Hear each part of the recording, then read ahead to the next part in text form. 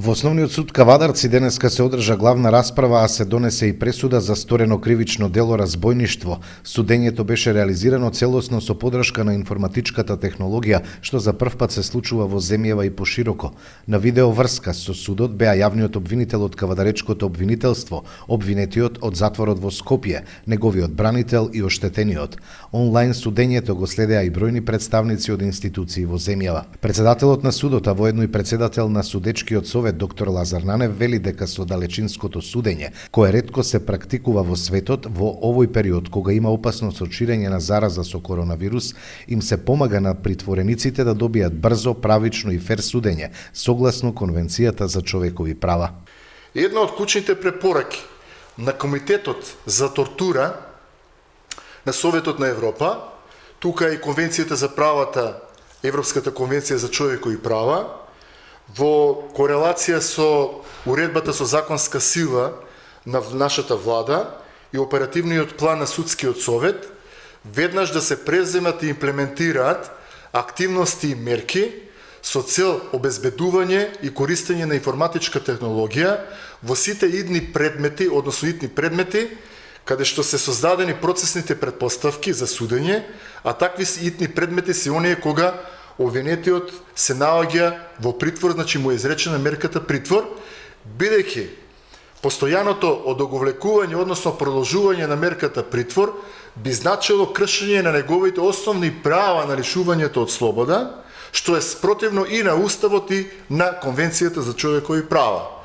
Тоа е обврската на државата, обврската на правосудните институции да создадат процесни предпоставки за обезбедување на фер, правично и јавно судење. Тој нагласува дека денешниот чин е сериозен чекор во користењето на информатичката технологија во правосудниот систем, а за судот во Кавадарци е историски чин. Не може државата или правосудните институции да бараат одговор дека немаме соодветна информатичка опрема и на тој начин да ги кршиме правата на обвинетите. Обврзани сме да направиме и помогнеме во овие тешки моменти, кога осуденичката притвореничка популација постојано се бори со овој предизвик, да ја извлечеме од затворите, но на овој начин да влијаеме и на поволната, би рекол, ублажена казнена политика. Што значи дека заеднички сите активно да партиципираме во превентивните активности во намалување на појавата на ширењето на коронавирусот, но истовремено да влијаеме на притвореничката популација. За Основниот суд Кавадарци и воопшто за правосудниот систем во нашата држава, ова е навистина еден историски ден. Ден кој што ќе остане забележан во нашето правосудство, бидејќи за прв пат воспоставиме двонасочна комуникација со затворот Скопје во Скопје, и јас ја користам оваа прилика да изразам огромна благодарност. Најпрво на јавното обвинителство и целокупниот тим на јавни обвинители од Основното јавно обвинителство Кавадарци, начело со јавниот обвинител Елизабета Мишева Јорданова, кои што навистина покажа изворедна голема професионалност, стручност и мотивираност да излезат во пресред за да бидат активни учесници во оваа постапка. Огромна благодарност на затворот Скопје, на директорот на затворот Еско Рахич и на целокупниот надзорен тим, заедно со обвинетиот кои што помогнаа да бидат активни чинители на ова судење. Голема благодарност на бранителот на обвинетиот Ивица Ефремов, адвокат од Велес, кој што исто така покажа и визионерство и капацитет во ова невреме, на време, да му помогне на неговиот бранител, односно на неговиот обвинет, да биде извлечен од притворот и понатаму да може нели во друга затворска установа да може да ја издржува наместо во притворот неговата казна по правосилноста.